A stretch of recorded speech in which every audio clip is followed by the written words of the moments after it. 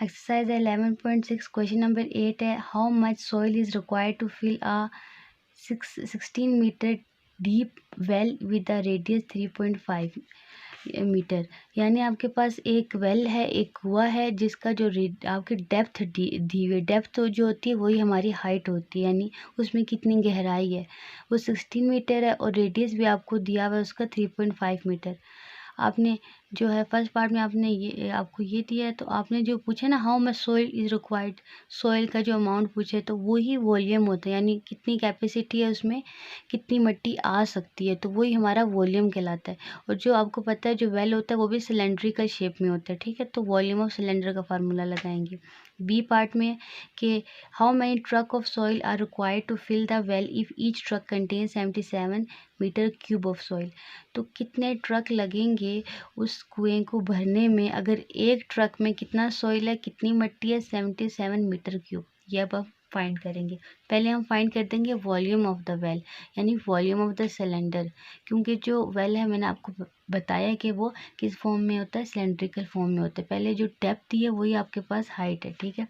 ये पार्ट में आपको पूछा हुआ है डेप्थ ऑफ वेल दिया हुआ है, मतलब ये पार्ट में आपने वॉल्यूम ऑफ तो द वेल फाइंड करना है, ठीक है, या कैपेसिटी फाइंड करनी है। डेप्थ ऑफ वेल यानी डेप्थ आपको दी है, तो डेप्थ ही हमारी हाइट होती है जो कि है 16 मीटर। इसी तरह आपको रेडियस भी दिया हुआ है, रेडियस ऑफ वेल आपके पास आ गया 3 पॉइंट या R is equal to 3.5 metre. आपने क्या फाइंड करना है, volume of the well, volume of well, जिसका फार्मूला है क्या, कौन सा लगेगा, वॉल्यूम ऑफ सिलेंडर का। क्यों लगेगा वो मैंने आपको भी बताया है ना, क्योंकि वेल एक सिलेंड्रिकल फॉर्म में होती है, ठीक है। कभी कुआं आपने देखा है ना किस फॉर्म में होता है, तो वो सिलेंडर की शेप में होती है, ठीक है। पाई की जगह 22/7 लिख देंगे, रेडियस हमारा आ जाएगा 3.5, ले लेंगे इसका स्क्वायर, हाइट हमारे पास आ गई 16, ठीक है।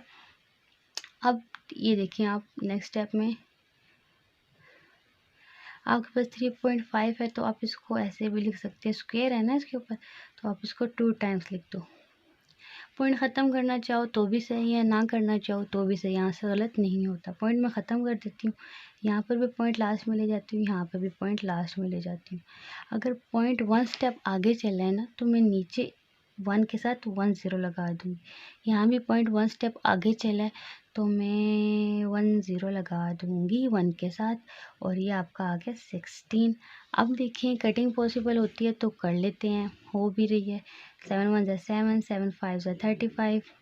अब देखिए इस वैल्यू की भी हो रही है, 5 1 ज़ा 5, 5 2 ज़ा 10,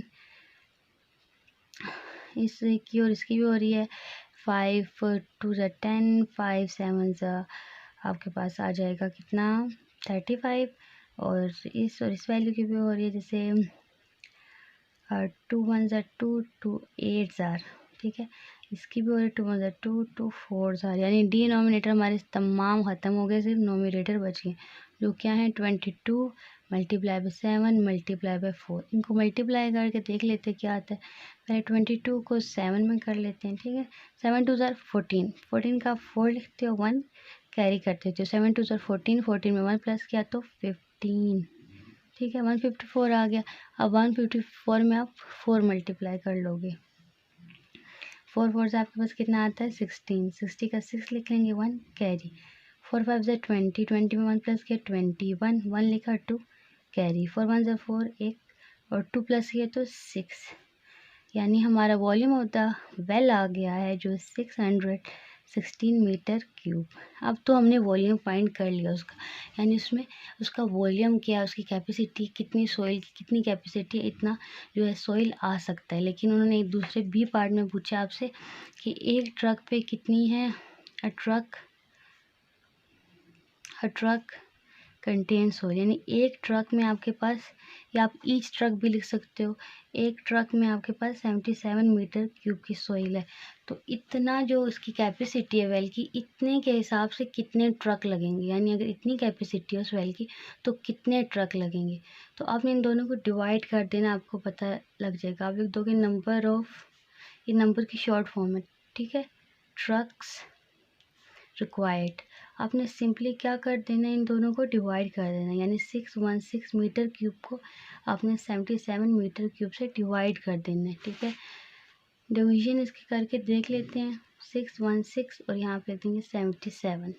तो जब मैं इसका टेबल पढ़ती हूँ 77 का टेबल 8 तक पढ़ती हूँ ना, तो देखिए आप 8 7 से आपके पास कितना आ जाता है 56। 6 लिखा, 5 कैरी, 8 7 ज़ार 56, 56 में 5 प्लस करें 57, 58, 59, 60, 61। तो ये आपके पास 61 एग्जैक्टली आ रहा है, 660 आ रहा है। किस पे आ रहा है, 8 पर।